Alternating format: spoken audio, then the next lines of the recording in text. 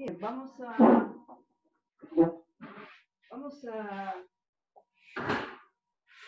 armar el video número 39. Vamos a continuar con el pensamiento de Adam Smith,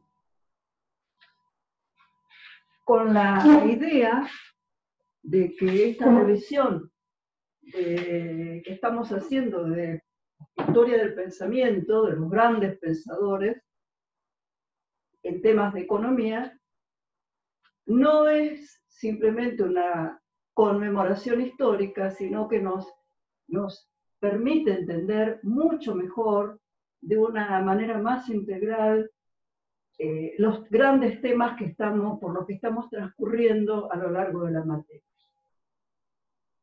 Bien, estamos llegando al final del análisis del trabajo de Adam Smith, siempre a través de las clases y los libros de Axel Kicillof en la UBA, que resultan de muchísima utilidad.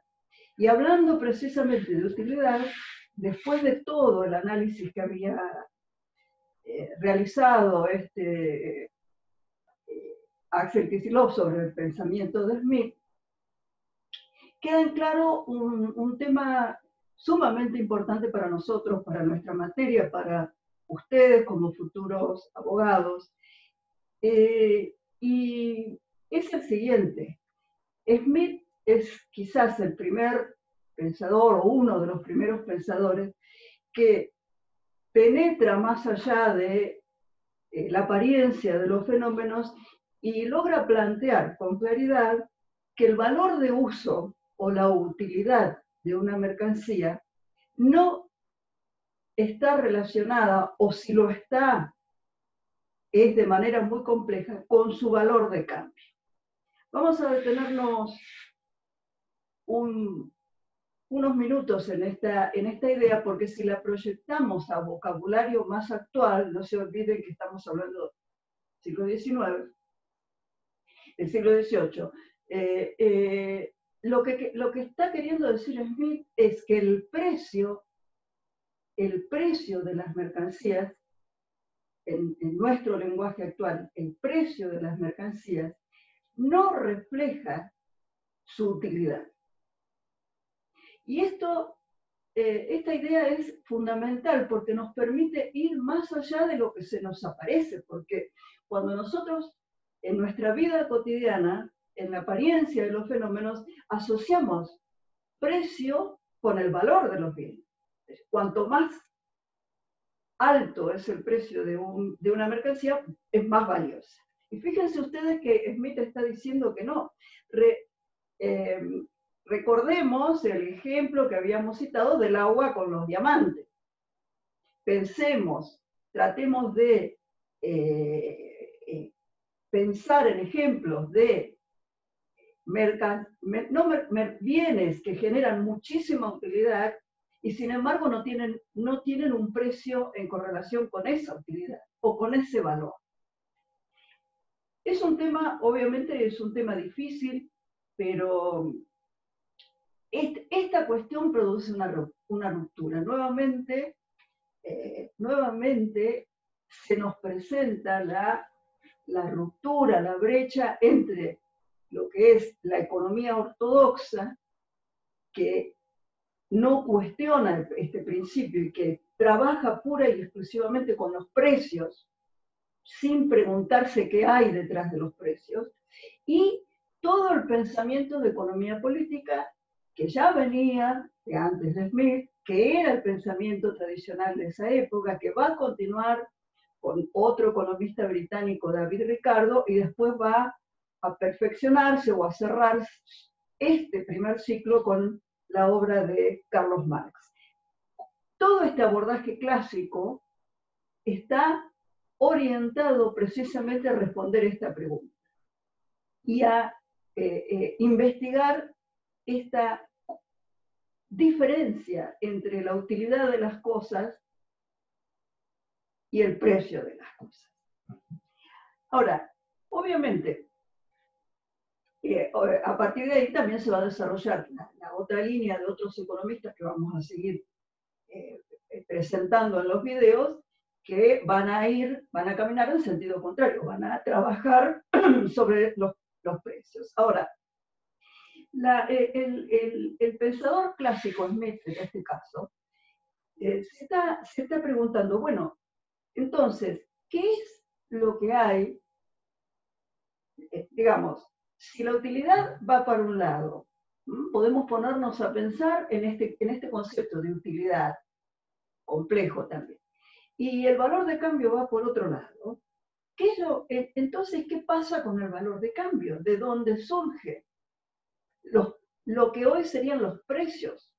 Bueno, fíjense ustedes que aquí va a comenzar un análisis de Smith sumamente interesante, que nos va a permitir entender mucho mejor esta discrepancia entre precios y valores. Como ustedes bien saben,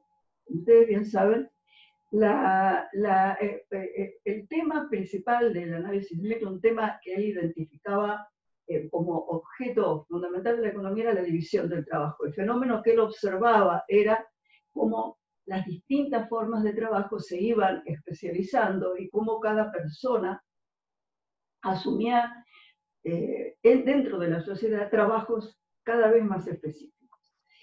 A partir de esa división del trabajo, entonces él va a distinguir, y lo vamos a poner mediante ejemplos, va a distinguir entre algo que llamó trabajo contenido en una mercancía y trabajo comandado por una mercancía. ¿De qué se trata eso? Si imaginamos un individuo, en este razonamiento de Smith, y este individuo produce una determinada mercancía, se ha especializado a partir de la división del trabajo, se ha especializado en la producción de esta mercancía, descubre, o es lógico, que necesite otras mercancías. Es decir, la división del trabajo impacta en la sociedad porque ya no, como lo habíamos dicho, ya no podemos, las personas no se autoabastecen con su trabajo. En lugar de producir una serie de cosas para autoabastecerse, producen una determinada cosa. Y ahí aparece el fenómeno del intercambio. Entonces, Smith lo que dice es, bueno, una parte de estas mercancías que ha producido con su trabajo esta persona, este individuo, van a ser para él, pero le va a sobrar. Entonces, él va a ser más rico en la medida que con esas mercancías sobrantes, con la mercancía que él produjo y no desea consumir, consiga otras mercancías. Y esta es la idea de trabajo comandado. ¿Cuánto trabajo puedo conseguir con el producto de mi trabajo que no necesito para consumir? Entonces, digamos, por poner un ejemplo, yo produzco cerveza, produzco X cantidad, me sobra un barril. Ese barril de cerveza es mi riqueza. ¿Por qué? Porque ese barril de cerveza es lo que me va a permitir obtener otras mercancías a cambio. El trabajo contenido en ese barril de cerveza excedente es el trabajo comandado. Fíjense ustedes que acá aparece entonces, como señala la bibliografía, aparece una primera pregunta. Bueno, el individuo está con el barril de cerveza que le sobra. Ahora, ¿qué hace con ese barril de cerveza? ¿Lo cambia por otra mercancía que necesita? Digamos, pan. ¿O lo cambia por el trabajo directo de otra persona? Es decir, paga con ese barril de cerveza el trabajo de otra. Esta disyuntiva, la diferenciación de estas dos opciones, es muy importante para entender lo que se viene después, lo que va a aparecer después, cuando se generan este tipo de situaciones. Lo vamos a dejar por unos momentos y lo vamos a retomar después. Entonces,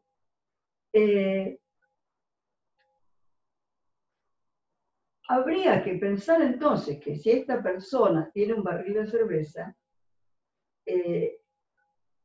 y suponemos que esto equivale a 10, este barril de cerveza equivale a 10 kilos de pan, que son los que este individuo necesita. La cerveza es importante, pero no es lo único. Entonces, el barril, de ahí sacaríamos o se deduciría el valor de cambio o precio equivalente. Ustedes imagínense que es un precio en el sentido de precio relativo, tanto de un producto por tanto de otro. Un barril de cerveza sería el equivalente a 10 kilos de pan. Podemos pensar, entonces, la idea que tenía, la idea que está en la obra de Smith es que hay una proporcionalidad de trabajo que se intercambia al intercambiarse el barril de cerveza. De ahí la idea de que los precios guardan relación, o los valores de cambio en lenguaje de esa época guardan relación con el trabajo contenido en cada una de las mercancías que se intercambian. Ahora, fíjense ustedes que cada vez más el análisis se va complicando, porque la pregunta que nos surge ahora es, bueno, pero ¿cómo sabemos cuánta cantidad de trabajo hay en cada mercancía? Es decir, nosotros, una cosa es decir, un barril de cerveza equivale a 10 kilos de pan, pero si eso es la relación de intercambio, de ahí surge que automáticamente el trabajo que está contenido en un barril de cerveza es el mismo trabajo que está contenido en los 10 kilos de pan. Bueno, esto, fíjense ustedes, apela a una situación donde supuestamente las acciones y la conciencia de los individuos garantizaban de alguna manera, o garantizan de alguna manera, que esta proporción de intercambio guarde relación con los trabajos contenidos. Entonces, estamos pensando el individuo está pensando en que el valor de lo que tiene depende, si por un lado él ha trabajado y ahí hay un trabajo contenido en su barril de cerveza, pero por otro lado está pensando en qué va a pasar con ese barril de cerveza que a él no le interesa y tiene que intercambiar. Esto tiene un valor extraordinario, este razonamiento, porque es la primera, quizás, vez en que de una manera un pensador vincula los procesos de intercambio con lo que está detrás de las mercancías, que es el trabajo. Sin trabajo, sin producción, no hay mercancía. Ese es el planteo. Las mercancías son trabajo. Lo que está contenido en cualquier mercancía que compramos o vendemos es trabajo. En un sentido que vamos a ir perfeccionando a lo largo de los videos. Vamos a ir aclarando. Pero además, entonces, el intercambio respeta esa relación de trabajo. Bien, acá aparece entonces, lo importante es, volvemos a resaltar esta aclaración, esto que logra ver Adam Smith y presentarnos de que las mercancías son una especie de cobertura, de expresión material de algo mucho más profundo, que es toda la capacidad, el trabajo, el conocimiento que está acumulado en esa mercancía. Vuelvo al ejemplo del celular que utilizamos en otros videos y pensemos entre todos cuánto que hay detrás de, cuánto conocimiento de informática, de microelectrónica, hay detrás de esa mercancía que compramos por un determinado precio en el mercado. Entonces, la riqueza ya no son las cosas materiales, y ahí aparece nuevamente la ruptura con el pensamiento mercantilista, ¿no? El pensamiento mercantilista que recuerden que ya habíamos analizado, donde la riqueza son las cosas. ¿Por qué? Porque era la época del oro, de la plata y de los metales. Entonces la riqueza se asociaba con esos metales preciosos. Pero acá Smith está diciendo otra cosa, que es la idea principal de su trabajo, y que debemos todos registrar como muy importante y anotar. ¿Qué es esto? Ya la riqueza no tiene que ver con las cosas, sino que las cosas que se intercambian son resultado de un proceso de trabajo, porque si no, no existirían. Y ese proceso de trabajo es el que hay que estudiar y el que hay que analizar. Bien, seguimos entonces con el problema de determinar la pregunta que se nos había presentado, que es decir, bueno, ¿qué pasa con la cantidad de esto que es tan abstracto? ¿Qué pasa con la cantidad de trabajo que hay en una mercancía? ¿Cómo se sabe? ¿Cómo se conoce? Bueno, ahí, fíjense ustedes, pensemos en la época.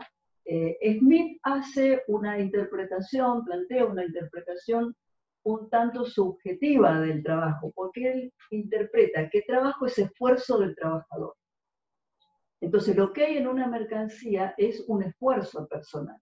Y esto es razonable si pensamos que todavía en esa época lo que consideramos gran industria no estaba consolidado, y todavía el trabajo dependía en gran medida del esfuerzo personal y físico de cada individuo. Ahora el trabajo depende de muchas otras componentes, el conocimiento que se dispone, el trabajo acumulado en las maquinarias, en fin. Todo esto lo vamos a seguir profundizando. Entonces, ¿qué es el trabajo para Smith? Esta concepción, Smith vuelve a volcarse ahí en su concepción de respeto a las acciones y a las decisiones de los individuos, y dice, bueno, el trabajo se pondera individualmente. Cada individuo sabe cuánto esfuerzo le llevó producir ese barril de cerveza. Entonces sabe por qué otra mercancía y por qué otra cantidad de mercancía lo tiene que intercambiar. Ahora, esto es distinto de afirmar que el trabajo contenido en una mercancía no depende de la percepción que tenga cada individuo, sino que en una economía más compleja ese valor tiende a ser algo mucho más objetivo, ¿no? Digamos, el valor de un celular, el valor de un automóvil, está por un lado la percepción de cada uno de qué valor puede tener esto, pero también hay un valor concreto, objetivo, en cuanto a trabajo contenido ahí necesario para generar esta mercancía. Entonces ahí se presenta un problema, porque Smith de alguna manera no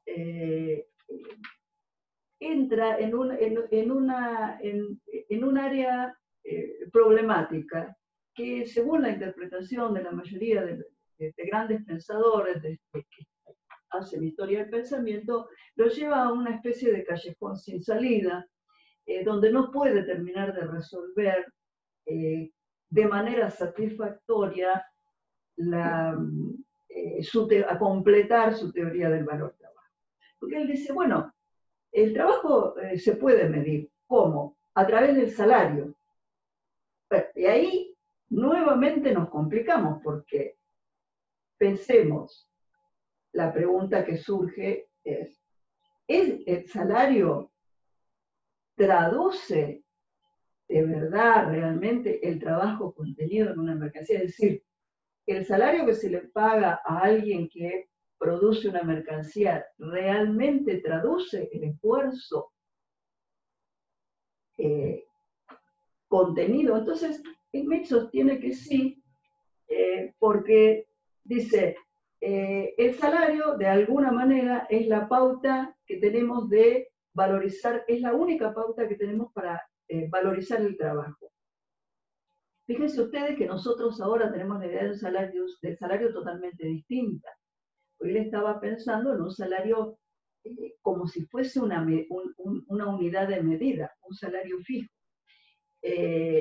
Entonces, damos un ejemplo. Supongamos que el salario es fijo, se paga $1 por cada hora de trabajo. Esa sería una hora de trabajo vale $1. Entonces, el salario horario, $1, es lo que vale una hora de trabajo. Supongamos que entonces un trabajador trabaja 5 horas, gana $5. Y supongamos que el precio del pan es de $1 por kilo. Quiere decir que en cada día de trabajo, este obrero gana 5 kilos de pan. Supongamos que otro trabajador que produce tornillos, y que los tornillos valen 10 tornillos, y cada tornillo vale 50 centavos, entonces ese trabajador en ese mismo horario recibe $5, que es lo que valen los tornillos, y también puede comprar 5 kilos de pan, porque el pan cuesta $1, el kilo de pan cuesta $1. Ahora, ahí aparece el tema importante, el tema de fondo que vamos a seguir retomando, y es, bien, ahora, todo está bien si nosotros suponemos que estos son trabajadores independientes, autónomos, pero vamos a suponer que el que trabaja el pan, el que hace el pan, el que gana $5 por día, trabaja para un panadero. Si el panadero le paga, por ejemplo, el trabajador de los tornillos, vamos a hacerlo de lado. Si el trabajador que hace los tornillos gana 5 kilos de pan en equivalente salarial, ¿quién lo contrata para producir tornillos? Primera pregunta, ¿existe? Y segundo, si existe, ¿con qué se queda? No se queda con nada, porque si hacemos las cuentas, lo que vemos es que este obrero produjo 10 tornillos, se le pagó, este tornillo vale, cada uno de los tornillos vale 50 centavos. Quiere decir que por hora él trabajó para ganar $5. Esos $5 va y los intercambia por pan. Entonces no hay espacio para que otra persona aparezca ahí como contratante, porque no aparece de dónde va a ser retribuido esta tercera persona que contrata al trabajador para que haga los tornillos. Porque supuestamente, vamos a suponer que el trabajador, alguien lo contrata y dice, mira, con tu trabajo y mi fábrica podemos hacer 20 tornillos. Ajá, 20 tornillos. Entonces, si ya duplicamos la producción de tornillos y el trabajador va a quedar con el equivalente, va a cobrar el equivalente a 5 kilos de pan, quedan 10 tornillos, el valor de 10 tornillos queda para el propietario de la empresa. Ahora, el propietario de la empresa, surge la pregunta, ¿en carácter de qué recibe estos 5 kilos de pan? Porque si seguimos nuestro razonamiento donde veníamos diciendo que el valor del pan está dado por el trabajo y el valor de los tornillos, en este caso, excede al trabajo que fue necesario para los tornillos, algo raro está pasando ahí, porque hay una persona empresaria que contrata y sin embargo, desde la perspectiva del MIT, donde tiene que haber trabajo para que haya una mercancía, alguna conflicto, alguna crisis se está produciendo ahí con la distribución, porque si al obrero le pagan 5 kilos de pan y el empresario se queda con el equivalente a 5 kilos de pan también, hay que entrar a analizar qué está retribuyendo, qué tipo de trabajo ha hecho el empresario. Entonces,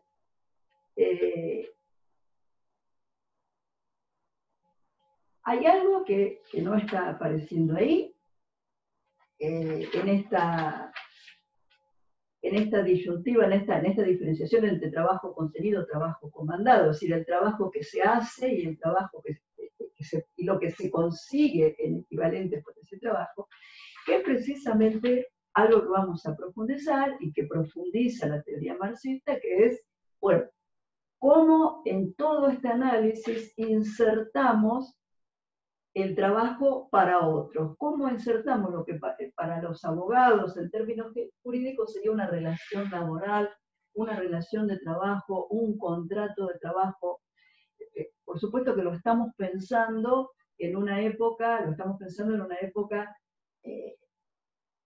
muy distinta a la actual, pero fíjense ustedes que en el fondo de la negociación salarial hay algún tipo de relación que se establece previamente y que no tiene que ver, no emerge de lo que se paga de salarios, sino que hay una subcontratación o una subcontratación de una persona por otra y hay que profundizar y aclarar qué tipo de relación se establece entre el empresario y su trabajador contratado y cómo son las pautas de retribución de cada una de las partes. Ahí está la cuestión que después se va a resolver y lo vamos a trabajar con parsimonia y con detalle, la diferencia entre trabajo y fuerza de trabajo, como característica de la relación laboral. Pensémoslo nuevamente, y vamos a ver que aparecen, si lo planteamos de otro lado, aparecen de nuevo esta pregunta y los problemas. Cada mercancía parece tener dos valores distintos. Por un lado, el trabajo incorporado, que es lo que está en la mercancía, lo que está en el barril de cerveza que el individuo generó. Y por otro lado, el trabajo comandado, es decir, lo que el trabajador puede adquirir si lleva este barril de cerveza al mercado. Trabajo comandado, trabajo incorporado. Son iguales, es decir, el trabajo que el individuo puso en hacer el valor de cerveza le va a permitir en el mercado conseguir algo que lo compense por el esfuerzo, es decir, algo que tenga el mismo trabajo contenido o no. Esta es la pregunta. Obviamente, por ejemplo, si a él le llevó 8 horas de trabajo elaborar su barril de cerveza, debería cambiarse por algo que también le haya llevado a otro individuo, le haya implicado 8 horas de trabajo. Por ejemplo 10 kilos de pan.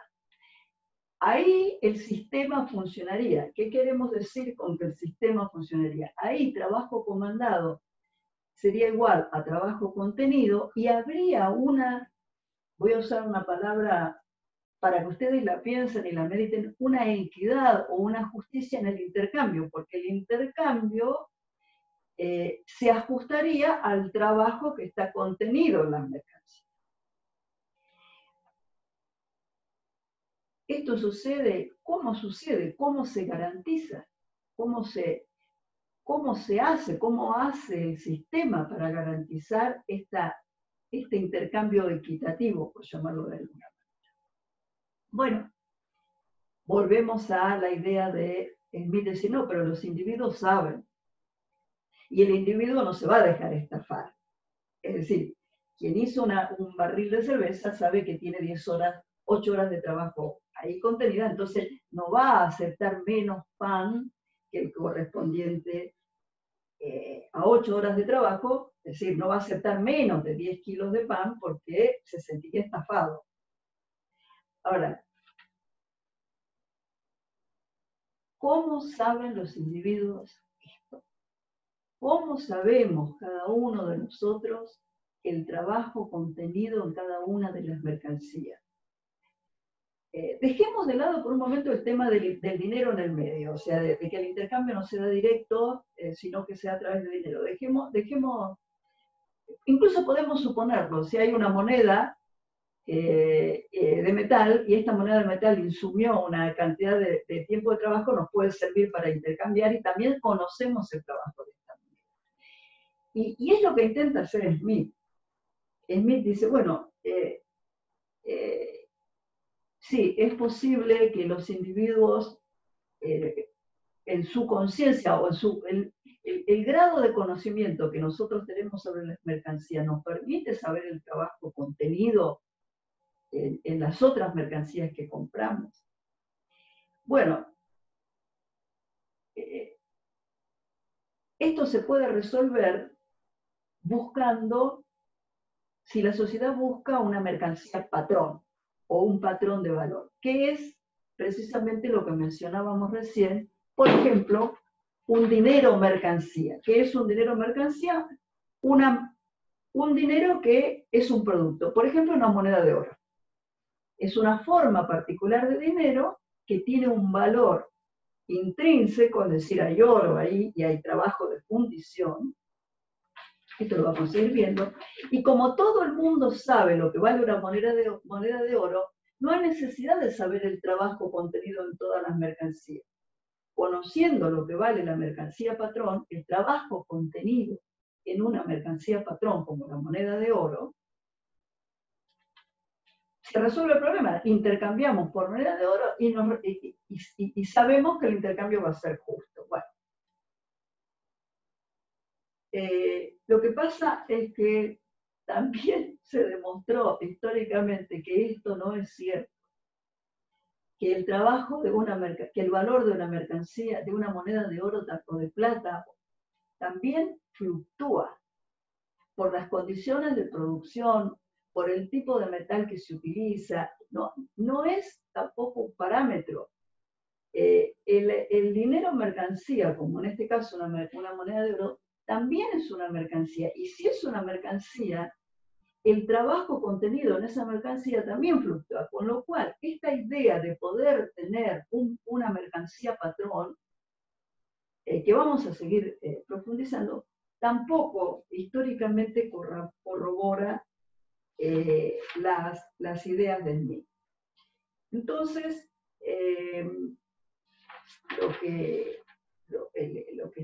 a lo que estamos arribando, a lo que estamos llegando, es que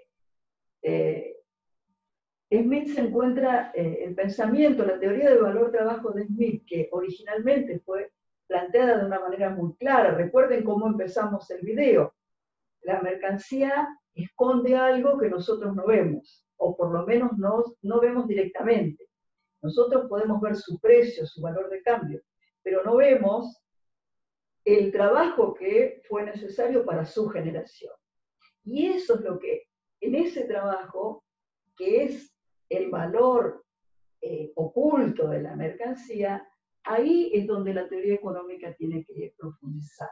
Ahora, cuando Smith intenta buscar una forma de valorizar el trabajo, es decir, el valor del valor, encontrar si el trabajo es valor, qué valor tiene el trabajo, ahí es donde encontramos problemas porque la complejidad del intercambio, la propia división del trabajo, hace que los individuos no puedan percibir el trabajo contenido como quizás hubiese podido ser en una sociedad muy simple, con muy pocos bienes, sino que hay que entramos en una zona donde el valor además se transforma en algo desconocido. Sabemos que las mercancías son una cobertura, son un envase, que lo que esconden en realidad es mucho trabajo, que ese trabajo guarda una relación muy compleja con su precio, pero sabemos que el precio no refleja necesariamente el trabajo contenido, refleja otras cosas que después vamos a ir a analizar. Y resulta que ese valor, esa esencia de valor que es el trabajo, hay muchísimas dificultades para su medición en el trabajo de Smith. Entonces, lo que va a suceder de ahora en adelante es que el trabajo de Smith va a ir tergiversando o va a ir reorientándose hacia una otra forma que es partir de los costos de producción para valorizar una mercancía, y esto es un criterio distinto al criterio inicial del valor trabajo. Entonces, en los próximos videos vamos a seguir profundizando hasta culminar y cerrar el razonamiento de Smith.